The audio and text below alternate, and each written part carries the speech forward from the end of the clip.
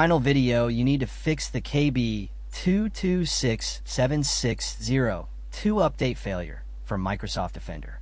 If your Defender updates keep failing, stay with me because this will help you. Are you also facing the problem where KB2267602 cannot install and Microsoft Defender stays outdated? Do you try updating again and again, but it still fails? If yes, then you're watching the right video. This issue usually happens when update files are corrupted, the Windows Update service has problems, or security software blocks the installation. Sometimes leftover temporary files also stop the update. You may see many solutions on YouTube and Facebook, but most of them are long, confusing, and hard to follow. Many users try them and still cannot fix the problem. When I faced this issue, I solved it with one simple trick. It does not need advanced tools, and anyone can follow the steps.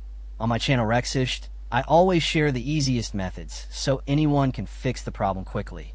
If you want a full step-by-step tutorial showing this trick, comment below. When I see enough comments, I will upload the complete guide so you can fix the KB2267602 update failure from Microsoft Defender.